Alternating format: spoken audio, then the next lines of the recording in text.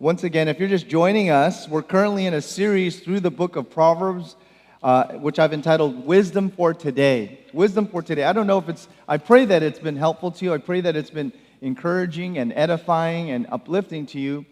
But for me, every time I get the opportunity to go through Proverbs, I'm always blessed just because, again, the wisdom that's in this book. Proverbs chapter 4, verses 7 through 8, Solomon says, as I said at the very beginning of this series, he writes, "Wisdom is the most important thing, so get it." So get wisdom. If it costs everything you have, get understanding. Treasure wisdom, and it will make you great. Hold on to it, and it will bring you honor. In other words, wisdom has the ability of not only enhancing your life, but enriching your life. Enriching your life in ways that you can't even imagine. And this is why he says, hey, at whatever cost you can get it, get wisdom. As I pointed out at the very beginning of this series, again, wisdom is so much more than your IQ. It's so much more than your intellect. It's so much more than having knowledge. It's so much more than even having common sense. Wisdom is being able to respond to life from God's viewpoint, from God's perspective, and having the skill to successfully navigate through some of the challenges that we face as human beings. Because as you know, we face, different things in life. And so wisdom gives us the ability to do that skillfully. And that's what wisdom is. And so this morning, I want to talk to you about another theme as we're going through the major themes of the book of Proverbs. Last week, we talked about friendship. Today, I want to talk about another quality that is equally important, and that is the quality of respectability. The quality of respectability. The renowned Aretha Franklin sung about it in her single, Respect, right? R-E-S-P-E-C-T. Find out what it means to me is what she says. And this morning, that's exactly what we're going to do. We're going to find out what it means. Find out what it means to have respectability. The truth is, we all want it. We all want respectability in our lives, in our personal lives, in our professional lives, in our social lives. We want to have respectability. I mean, who doesn't want to be respected or appreciated or recognized for the work that you've done, for the sacrifices that you made, for the contributions that you've made in life and in your family, right? As human beings, it's natural to want to be affirmed. It's natural to want to feel valued. It's natural to want to have a reputable reputation. That's a natural thing. We all want that. There's absolutely, I can't even talk. There's absolutely nothing wrong with that. There's nothing wrong with that. Proverbs tells us in Proverbs 22 verses 1, being respected is more important than having great riches. To be well thought of is better than silver or gold. Self-worth is so much more important than one's net worth. How many of you would agree with that? Self-worth is so much more important than one's self-worth. When your network, I should say it this way, your network has to do with your financial status. That's what your net worth is, right? But your self-worth has to do of your view of yourself, how you value yourself. And people who are insecure and who have a low self-worth behave in very unhealthy ways. They're very arrogant, they're narcissistic, they're selfish, they're great at putting others down in an effort to elevate themselves. They always have a way of blaming and making excuses for themselves. They always have something to prove, and they're always defensive, right? Because they have a low self-worth. They feel that they have to, justify everything. The myth today is that the higher your net worth is, the more respected you will be. The higher your net worth is, the more respected you'll be. What I have found is that people often try to hide behind their net worth to feel better about themselves. They try to hide behind that. The problem is one's net worth, right, is not where you derive your sense of self-worth from. That's not where you get it from. You can be a horrible human being.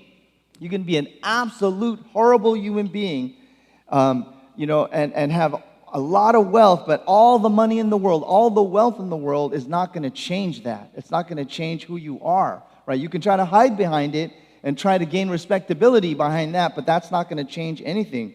I actually stumbled upon an article entitled How to Be in the In. It says, remember when status was simple, expensive but simple? You wore designer logos. Your shoes cost more than people's rent. You putted around in these cool, fancy cars. You dined at bistros. You hobnobbed with the rich and famous. In the good old days, status symbols were easily obtained. However, in today's generation, the entire concept of status has changed. No longer can you wear it. No longer can you drive it. No longer can you live in it, eat it, or work out for it. Status today is measured by having your own brand. Status today is measured by the following that you have on social media. Status today is measured by popularity and those kind of things. The problem with all of this is it's still focusing on image. It's still focusing on image. How I appear to others, how I look to others, how I can impress others. And today, if I had to summarize my sermon today in a sentence, I would summarize it this way. The key to a good reputation and respectability is character, not image. The key to respectability is character, not image. So contrary to the values and the ideals that we have today, but what many people fail to understand is image is what people think about you. It's your persona. It's not who you are. How many of you know there's a difference between your persona and who you are? There's a vast difference between that. Character, on the other hand, is what and who you really are. Character is what you are when nobody sees you. Character is who you are when you know that you can get away with something, right? And nobody will ever know. That's character. That's who you are, right? And it's in these inner attitudes, these desires, these drives that actually make you, you. It's not your persona. It's not what you want people to perceive you to be, but it's your character. That's who you are. You know, the Bible says that man looks at the outward appearance. Man looks at images. Man looks at appearances. But God, He looks at the heart. God is always looking at the heart, right? In other words, God is looking at your character. I can't tell you enough, I can't stress enough the importance of having character, You know, I think it's funny how today we have all these image consultants. There's image consultants, right? But I've never yet heard in our society of a character consultant.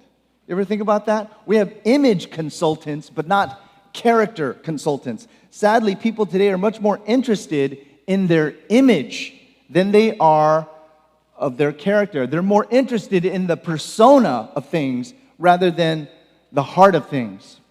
You know, I was actually reading, and I don't read this I'm not putting her down, but I'm just reading a fact. I was reading the other day how Meghan Markle has hired image consultants to rebrand herself. She no longer wants to be associated with the royal family, but now wants to be branded as a Hollywood elite who runs with the A-listers of Hollywood's elite. Now, you may be able to garnish yourself with that kind of image, but that's not, again, who you necessarily really are, nor is it what it gains respectability. Here's the thing. You can change your persona. You can change your image by hiring a consultant firm. You can change your image and your persona in a matter of days, maybe weeks, but your character will take a lifetime to cultivate. Your character will take years to develop. There's a vast difference between the two, right? And so you may be able to change your persona, you may be able to change the image of things, but who you are on the inside, that takes work. That takes years. You can't just hire people to do that for you, right? The million-dollar question this morning is, what kind of character produces the kind of respect that we all long for? What kind of character produces respectability? Well, this morning I want to look at 4 character traits that Solomon mentions throughout Proverbs that will gain the respect of people. 4 character traits that will bring, again, respectability to your life. Again, something that, you know, I would imagine that we all want. We all want to be people that are not only perceived but known as people of character. People of character. So I want to talk about 4 things. I'm going to mention them real quickly, and then we'll develop these thoughts.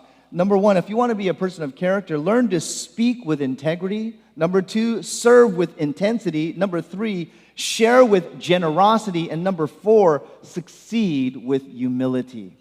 Right? Solomon talks about these four character traits over and over and over again throughout the book of Proverbs. So let's take the first one. If you want to be a person that has respectability in your life, you need to learn to speak with integrity.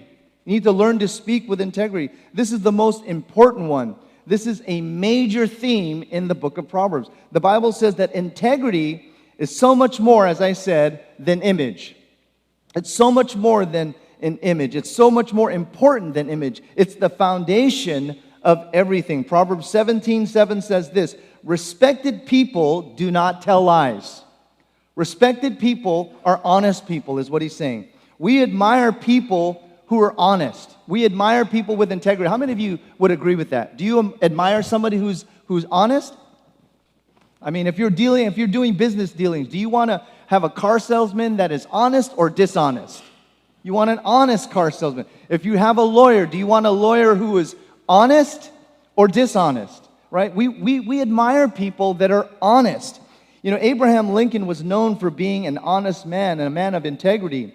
You know, prior to him being the president of the United States, he was a lawyer, and he garnished a name of being an honest man. As a matter of fact, he had a nickname. They called him Honest Abe. Honest Abe because of his fair and honest dealings.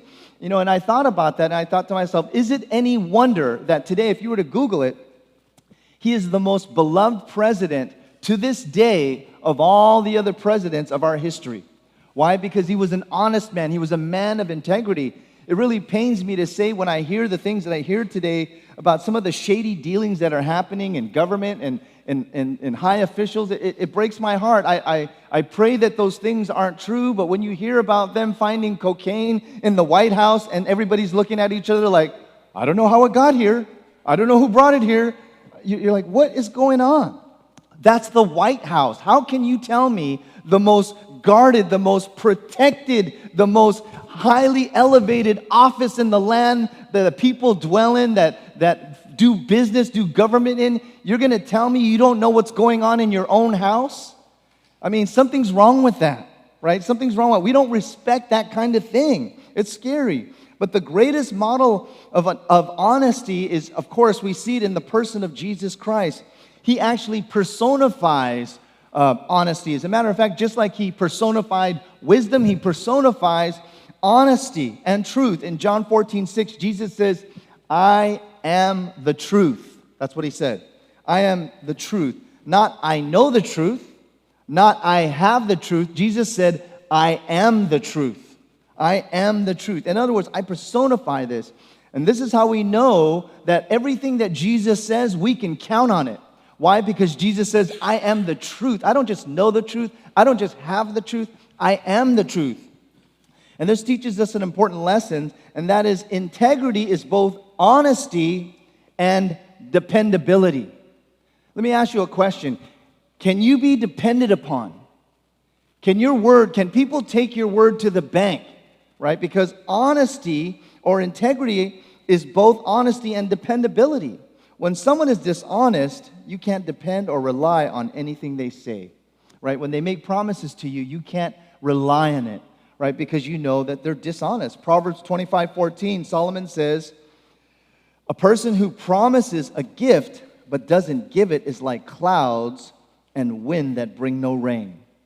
What is he saying here? What he's saying is this person's words are empty and they can't ever be relied upon. They can't be trusted. Let me tell you, if that's who you are, if that's what people know you are, you'll never be able to find a job. You'll never find respect. You'll never be able to stand before people and do anything if that's who you are, right? Integrity involves more than just being honest. It involves being dependable. It involves being someone you can trust or being trusted as someone. You know, and I'm sure many of us know people like Solomon is describing this morning who make empty promises. They say things. They say they're going to do this. They say they're not going to do this. They say, you know, this is going to happen, but again, it never does, right? And it's really hard, and I think every single one of you would agree with me when I say it's really hard to respect people like that. I think everybody deserves a degree of respect, right? Because everybody was created in the image of God. But it makes it that much harder to do it when you know that someone doesn't have the character, doesn't have the integrity, doesn't have the dependability. It makes it hard to respect that kind of person. One of the unrelenting thorns of the Christian life is the discrepancy between what we talk and how we walk. That's one of the unrelenting thorns that we have as Christians, is that discrepancy, right? That there's such a gap between how we talk and how we walk. It shouldn't be that way. It really shouldn't be that way. And I know that sometimes hearing stuff like this is hard to hear, but where else are you going to hear it, right? Than in God's house, than when we're in church. If things like this are not being taught in church, there's a problem. There's a problem. We need to hear these kind of things, right? Ask yourself, do I make promises that I have no intention of keeping? You know, here are some of the most common unkept promises. I'll get on it right away. How many of you ever said that? And you have no intention on getting on it right away. I'll get on it right away. I'll see to it myself. I'll see to it myself. And then you call up your assistant. Hey, can you handle this? You just said you're going to see to it to yourself, right? How about this? I'll return it as soon as I'm done with it. You have it for months in your garage, right?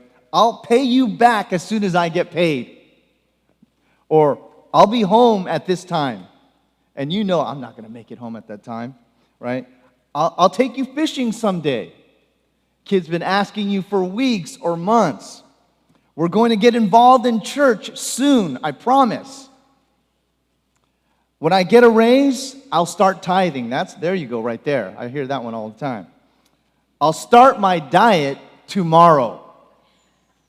Tomorrow.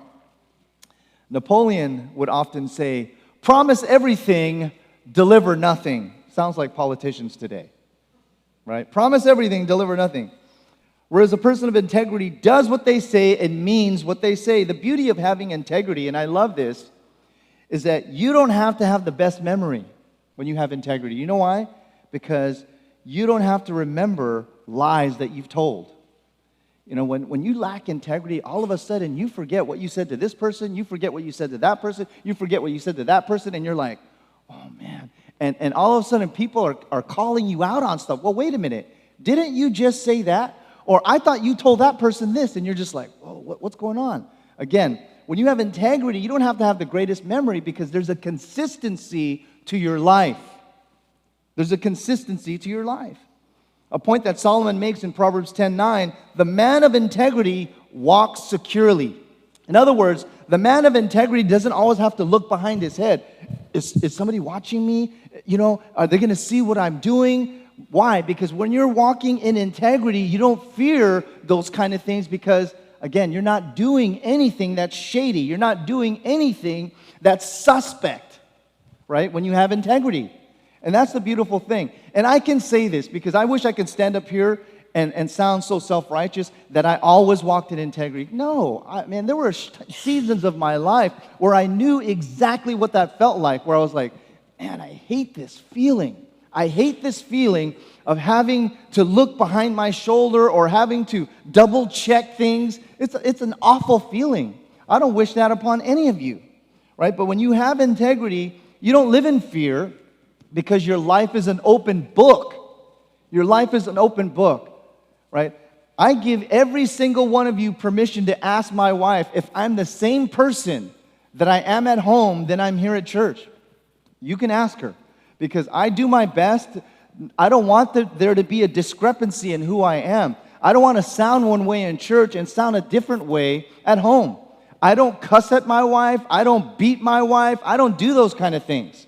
I want to make sure that, you know what, I'm the same guy. Because believe me, I know pastors. I know different guys that they sound so pious, They sound so holy. But I've seen their lives. I've seen how they behave. I see how they talk to their wives.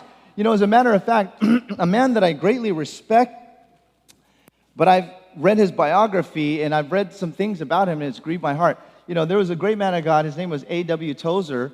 And if you've ever read his works, he has incredible works. I mean, some of the things that he has, the insights that God has given this man are profound. But I found out he was a terrible husband. He was an awful husband. That's what I read. And when I read that, and I have collections of his stuff. But when I found that out, it just made it hard for me. Now, truth is truth. Truth is truth. But I'll be honest, sometimes when I look at his books now, I kind of, I have a huge library, and, I use a lot of my books as I'm preparing sermons, a lot of doing things. And when I see A.W. Tozer's books, I know that, man, there's a lot of gems in here that I can use.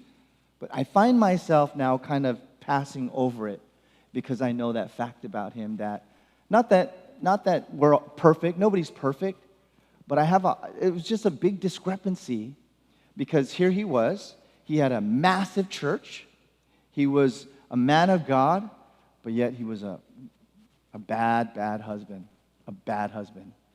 And I thought, wow, And again, is it saying that we are perfect? No, none of us are perfect. You know what I mean? Here's the thing. I know that for some of this may be very stinging, but there's still time to develop your character. There's still time to change. You don't have to stay in this state.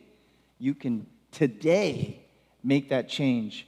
And I pray that you would, if that's what's going on in your life, that would change. Because there comes a point in your life where, you know what? There's no avoiding looking in the mirror and seeing who you are. And I remember a season in my life, I did not like what I was looking at. I didn't like what I saw. I didn't like any of it. And I was tired of it, and I had enough of it. And I said, you know what? Done with that.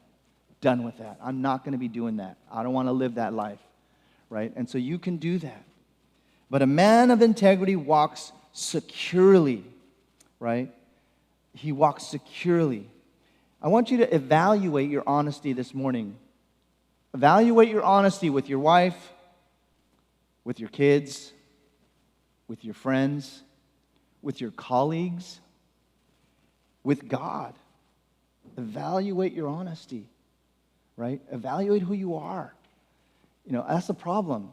We're so concerned with image, we're not concerned about our character. We're so concerned about image. Can I be counted on? Ask yourself that. Test yourself when it comes to integrity. Test yourself. Second character trait that gains the respect of others is serve with intensity. Serve with intensity. Be eager to help others. Be enthusiastic about doing good and interested in serving others. Proverbs 14:22 says, "You will earn the trust and respect of others if you work for good." If you work for good. In the day and age that we live in, the idea of serving others is not fashionable. It's not trending on social media, trust me. It's not trending, right? It's not in style, right? Because we live in the me generation. What I mean by that, we live in the generation that asks the question, what's in it for me? That's the generation that we live in. What's in it for me? Right? That's what everybody asks today. The basic approach to life in today's generation is, what can I get out of this? What can I get out of this? Not what can I give, not what I can contribute, not what I can help to make this better, but what can I get? What can I get out of this? And sadly, that's become a philosophy for many today that has even crept into the church, right? And it's sad that when we do that, it's sad that when we treat work that way, it's sad that when we treat church that way, it's sad when we come to church and instead of being those who are true worshipers of God, we come to church as consumers. I want to be entertained. I want my pastor to be not only speak the truth and give me sound theology, but I want him to be a comedian as well.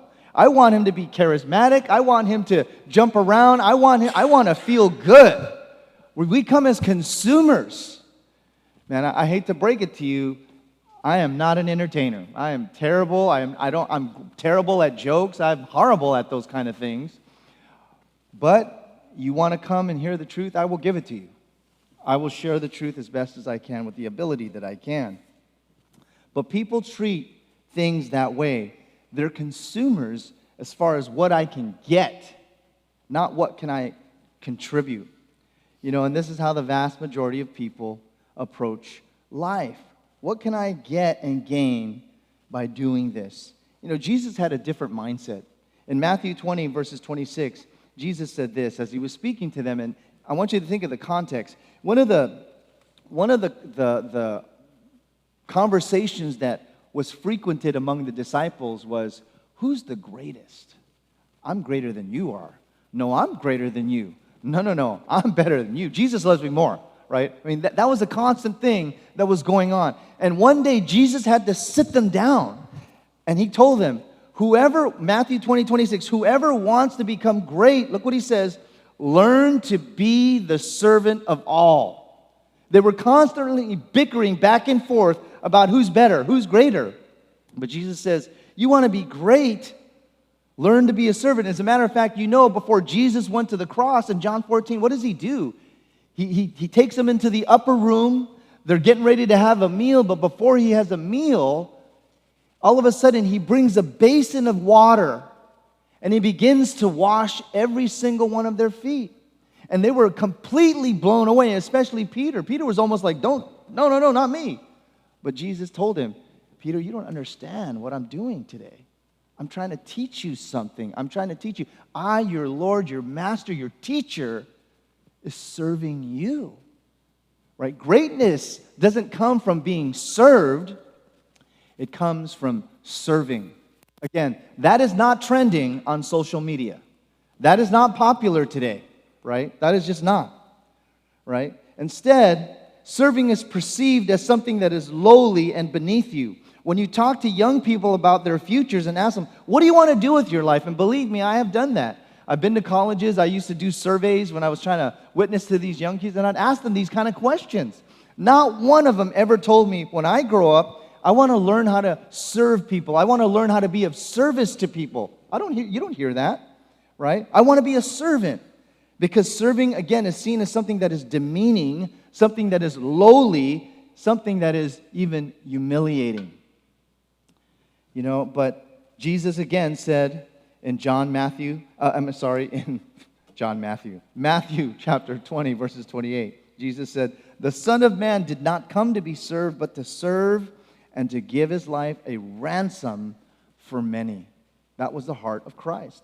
Living for others and having a purpose greater than yourself is the secret to living a rewarding and a respectable life. If you want to have respectability, that's where it comes from. That's where it comes from. It's learning how to serve. I like what Mother Teresa said. She said this, it's not what we do that matters, but how much love we put into it. It's not what we do that matters, it's how much love we put into it. Wherever you are, whatever your vocation is, whatever your occupation is, wherever God has placed you, right? What matters is how much love you put into it. What matters is using that occupation to be a blessing to people. Whatever it is. You could be a salesman, but yet if your heart is like, you know what, I want to help people. I don't want to rip people off. I want to help. Well, then do it. Whatever your vocation is, right? You don't have to be a pastor or a minister or an evangelist to do something noble. You could be doing anything, but if your heart is, you know what, I want to put my heart in this so that I can be of service to people.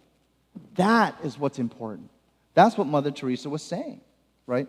Learn to serve with intensity. Proverbs 11:27 says this, if your goals are good, you will be respected. If your goals are good, you will be respected. This is the secret of success. Find a way to help and bless people in whatever it is God has you doing. Find a way to be a blessing to people. I don't think there's any such thing as great people, just ordinary people committed to great causes. That's the truth, right? When ordinary people are committed to great causes, it brings greatness out in their lives. And so I ask you this morning, what are you living for? Again, it's a question worth asking. What are you living for, right? It says, if your goals are good, you will be respected. Do you have goals that are just self-serving? Or do you have goals that are not only benefit you, but you think about, I want to be a benefit and a blessing to others? And I've been incredibly blessed because many of you have come to me and asked me, Pastor, how can I help this ministry? How can I be a blessing? And man, my heart smiles when I hear that because I thought, wow, they're coming here for the right reasons. They're coming here for the right reasons. They want to be a blessing, not just a consumer, but they want to be a blessing, right? Do you have goals that are just self-serving, or do you have goals that are meant to be a benefit and a blessing to others? If your goals just make you a lot of money so you can live an extravagant life, I'll tell you right now, that ultimately will not fulfill you. It won't. I mean, is there anything wrong with making a good living? Absolutely not. I pray that every single one of you makes a wonderful living. But if that's what your ultimate goal is, you will be left empty. Those things will not satisfy your soul, right? You need to have goals greater than that for your life. If your goals are good, you're going to be respected, right? We respect people who have a direction and a purpose and an unselfish cause for living. Those are the people that we respect, right? You know, again, I love this. Somebody said, great occasions for serving God seldom come, but little opportunities surround us every day. It's so true. It's in the little things that we do. You never know what some little act of kindness, how that can be used to just, used as a catalyst to start something huge. You just never know. But every day we are faced with those kind of things. Every day we have opportunities to do things that make a difference. And they may not be a big deal to a lot of people, but they make a difference. They make a difference. And you never know, one day that little thing can turn into something huge, right? And so we need to learn how to take advantage of these little opportunities that pop up daily, because you can never tell how they can lead to something great or what door that may open, right, to do something for God, right? And so it's really important that we learn how to serve with intensity. We learn how to serve with all our hearts. As a matter of fact, the Bible says in Colossians, right, chapter 3, do all that you do as unto the Lord. Do what you're doing as you're doing it to God. And so if you're a barista, do it to Jesus. If you are working, if you're an actress, unto the Lord. If you're a lawyer, unto the Lord. If you're a salesman, unto the Lord. Whatever it is, do it as if Jesus is your boss. That's the way you're supposed to do it. That's the way you're supposed to serve. And that's what brings respectability. And let me tell you, there'll be no greater motivation for you when you have that mindset to be a person of excellence. Why? Because you recognize, I'm doing this for God. I'm doing this for God. You know, when I stand up here, I know that I'm not the most eloquent, and I know I'm not the most charismatic, and I know I'm not the most well-spoken person. There's a lot of great communicators today, and sometimes I'm even intimidated by some of these guys. But what I can tell you this is I come up here never wanting to waste your time. I'm always well-studied, and I'm always prepared. Because you know what? I recognize that the most valuable commodity that people have is not their money, but it's their time. And so I promise you, I will never waste your time. I will never waste your time. I'll do my best to deliver something that's worthy of being said, right? Because again, you deserve that. And I work for the Lord. I work for the Lord. And so the last thing I want to do is give you leftovers. The last thing I want to do is give you, frozen or yesterday's manna. I want to give you fresh manna for today, right? And so, again, that's what I can tell you. You may not get the most eloquent, the most charismatic, but hopefully you'll get something of substance that will help you, right? The third character trait that gains the respect of others is this: share with generosity. Share with generosity. People who are respected are generous people. Psalms 112 verses 9 says, he who gives generously to the needy and shows kindness will be powerful and respected. Will be powerful and respected. If you want to be influential person, if you want to be respected in life, learn to be generous. Learn to be generous. Share with generosity. Give with generosity. You know, how many of you know who Andrew Carnegie is? I know many of you do, right? When Andrew Carnegie died, they found a slip of paper in his desk where he had written out one of his goals, and this was his goal. He had written it out in his early 20s. He says, I'm going to spend the first half of my life accumulating money, is what he said. He says, I'm going to spend the second half of my life, listen, to giving it away. And that's exactly what he did. He gave away over $450 million in his lifetime. Think about that. That's crazy, right? At the same time, as Andrew Carnegie was around, he had contemporaries around him. In 1923, a group of the world's most successful financiers met at Edgewater's Beach Hotel in Chicago. Collectively, listen, these 7 men, these 7 tycoons controlled more wealth than was in the United States Treasury, these 7 guys. For years, magazines and newspapers had been printed about their success stories and urging the youth of our nation to follow their examples. But years later, you'd be shocked to read about what happened to these guys, right, who controlled more wealth than the entire United States Treasury. Charles Schwab, the president of the largest independent steel company, lived on borrowed money the last 5 years of his life and died penniless. Penniless. Arthur Cotton, the world's greatest sweet speculator, died abroad bankrupt. Richard Whitney, president of the New York Stock Exchange, spent time in prison. Albert Fall, member of the president's cabinet, was pardoned from prison so he could die at home with nothing. Jesse Livermore, the greatest bear, they say, of Wall Street, committed suicide. Leon Fraser, president of Bank of International Seedmen, committed suicide. Ivan Kruger, head of the world's greatest monopoly, committed suicide. All of these men learned how to make a living, but they failed to how to make a life, right? And I've taught you this before. We make a living by what we get. We make a life by what we give. These guys, they knew how to make a living, but they didn't know how to make a life. All of them, with the exception of maybe Charles Schwab, you don't recognize none of their names. Do you know why? Because we don't remember people for what they get, what they earn. We remember people for what they give and their contribution. 80 years later, none of us know who these people are, with the exception of maybe Charles Schwab. You've probably heard that name, right? But yet, we do remember Andrew Carnegie, right? Why? Because of his contribution to society. He gave $450 million, right, to help people, right? Bob Hope used to say, and again, I'm dating myself, but Bob Hope used to say this: if you don't have generosity in your heart, you've got the worst kind of heart problem.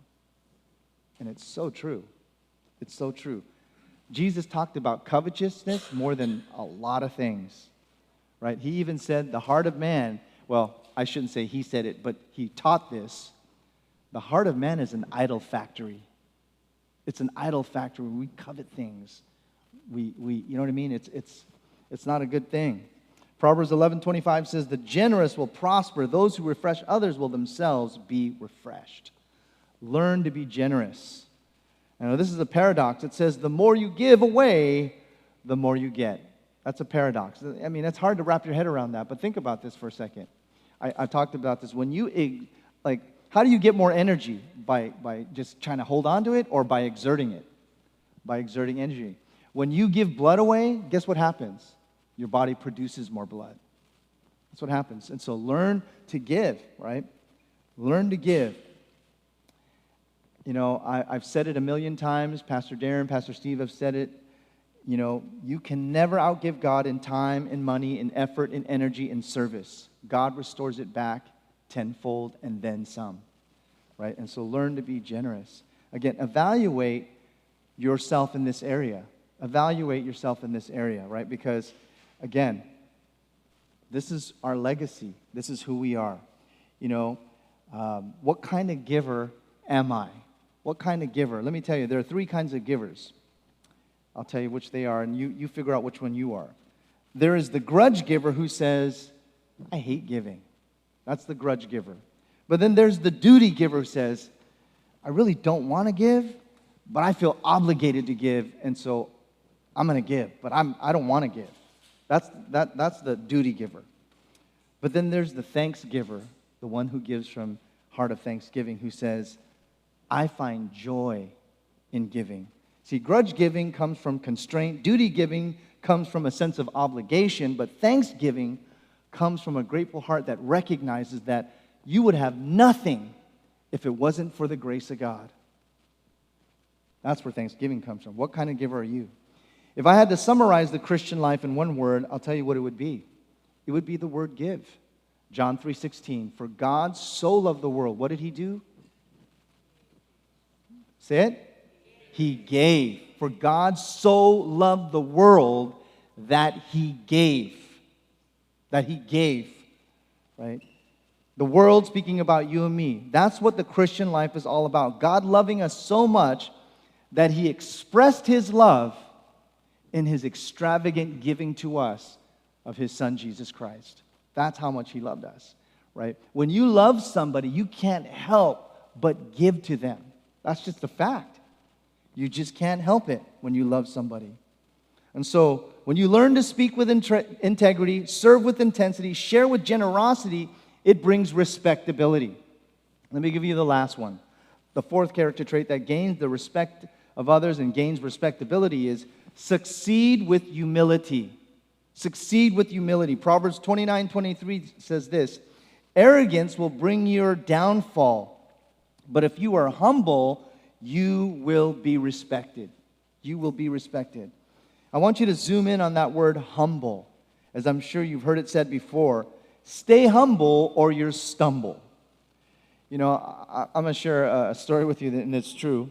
I remember I was probably in my later 20s, and I was working in Orange County as in Irvine.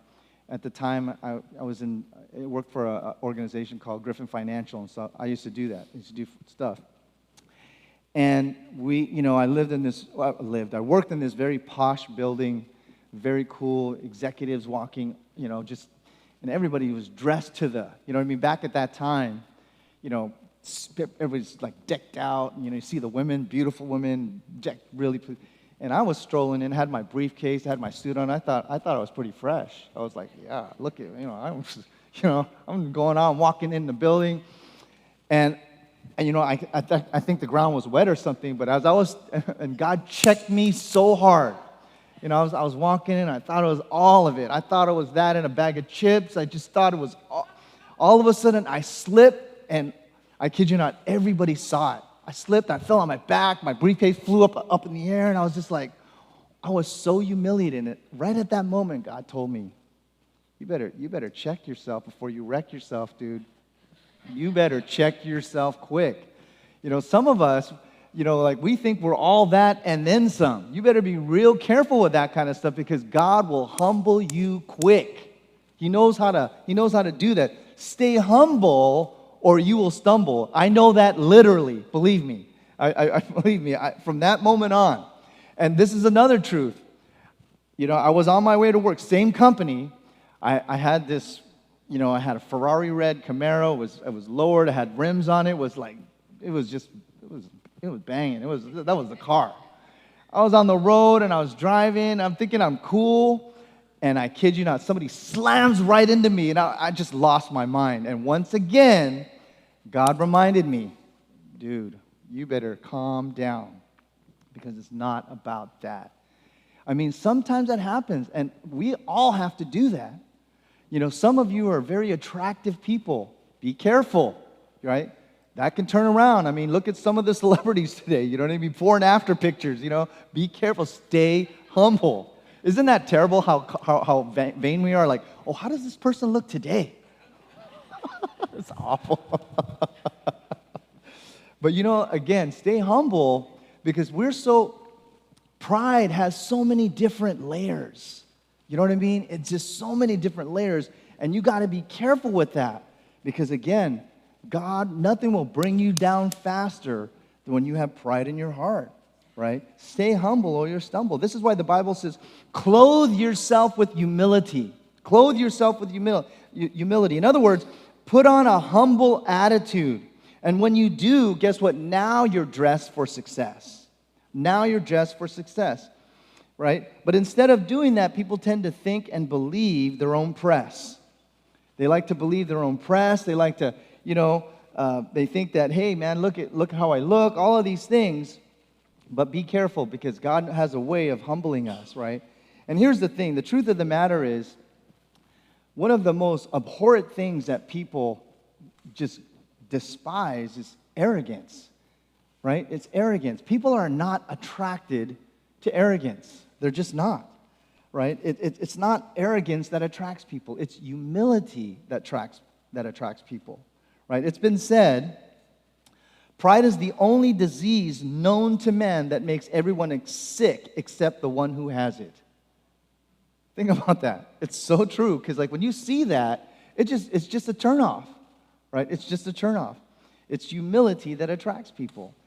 Prideful people, I tell you, they're a big pain in my elbow. They're a pain in my, you guys know what I'm saying, but they're just, and I see it all the time.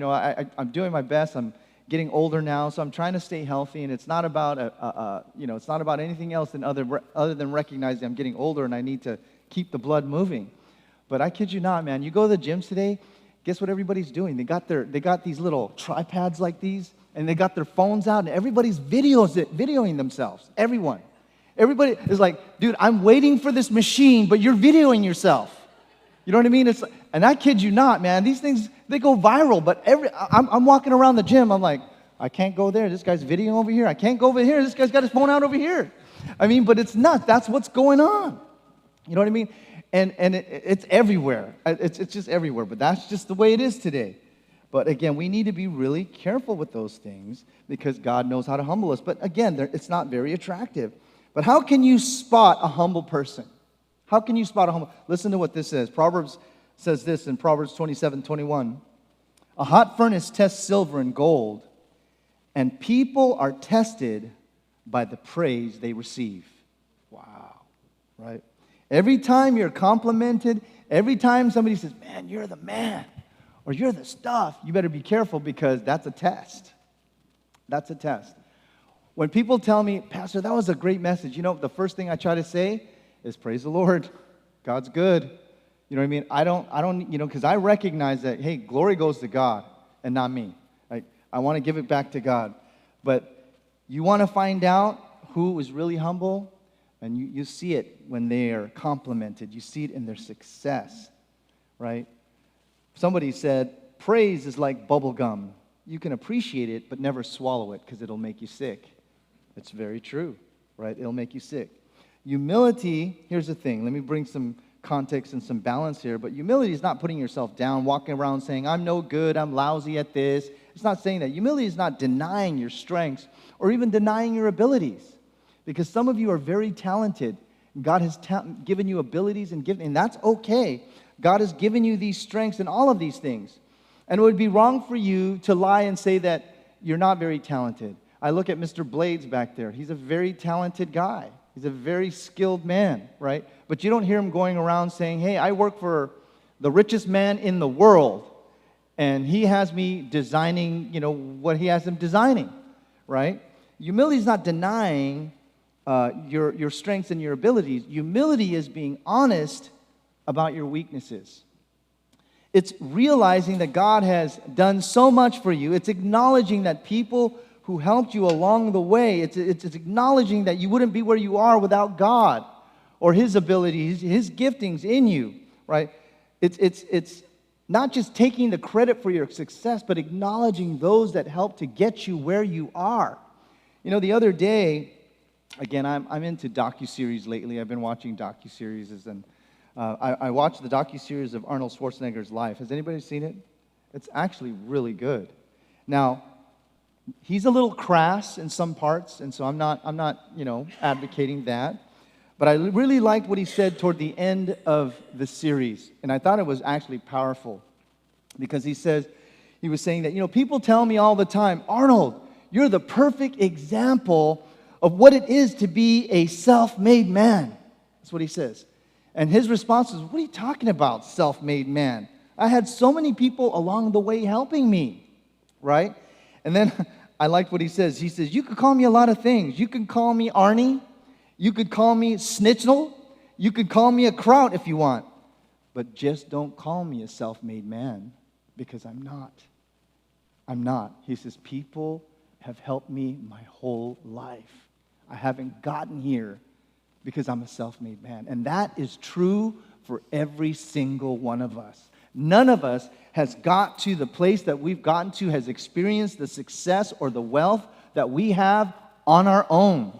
God has brought you there. God has surrounded you with people. God has given you parents. God has placed you in situations where you would have never made it if it wasn't for the help and the support of other people. And the moment that you forget that, the moment that you think that it's about you, then you know you're full of pride. And then you know, man, great is your fall, right? You need to understand that, hey, man, everybody has contributed in your life. And so humility doesn't mean ignoring your successes in your life. It just means making sure that you acknowledge that you didn't get here by yourself, right? That God has put you where you are, and He's put the people in your life to help you get where you are, right? Succeed with humility is my point. Succeed with humility. And so let me wrap up as I began. You know, it's natural as people to, again, want to be affirmed, to want to be remembered, to feel valued, to want to be appreciated, to be respected. Proverbs 10:7 says, good people will be remembered as a blessing. I wonder this morning as I close, what will you be remembered for? You know, what do you think people are going to remember you for? What are people going to say about you at the end of your life? Fathers, what are your kids going to remember about you? Again, I'm not talking about perfection because there's no such thing. There's no such thing. But what are your kids going to remember? That you were never around, that you were impatient, that you had a temper, that you were unreliable and inconsistent, that you cared more about sports than you did about spending time with them, that you watched television more than you read your Bible? What are they going to remember about you? Wives, mothers, what are you going to be remembered for? That you nagged all the time, that you were never content with what you had, that you were moody all the time and you just never had fun, you never laughed? You know, when you die, wouldn't it be great for people to tell you that, man, I was so blessed to know him or her. You know, that person was such an inspiration to my life, such a great influence, and I'm so thankful that God put this person in my path.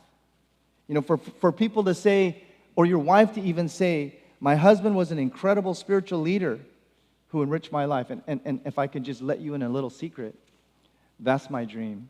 My dream is that, and I always tell Kathy this, and she gets mad. I said, I know you're going to outlive me. And I hope, and I strive for this. I want my wife to be able to stand up and say, my husband was a good man. He was a good spiritual leader. I want to hear that from her more than anybody else. And I live my life with that in mind, that I want to finish well. I want my wife, I want my kids to be able to acknowledge that, in spite of my shortcomings, of course, but that they would acknowledge that I finished well. What do you want to be remembered for? Because, again, life is both brief and fragile. And it's so important that we make the most of every opportunity that God gives us, right, to make a difference. And if you want to have any form of respectability in your life, then you need to understand these principles that I'm talking about today. And here's the thing about character. Character is a choice. It's a choice, right? You can make a decision today saying, you know what? This is going to change. I haven't been a man of my word, but that is going to change. I haven't been a woman of my word, but that is going to change. I've done some shady things, but that is going to change. And that's the good news. We serve a God of second and third and fourth chances. We serve a God of all grace. The Bible says that God's mercies are new every morning. The Bible says God's mercies are higher than the heavens. The Bible says that God can forgive us of all of our sin and separate it as far as the east is from the west. He casts our sin into the deepest sea, and there He puts a sign up that says no fishing. but the choice is yours. Character is a matter of choice. Let's pray.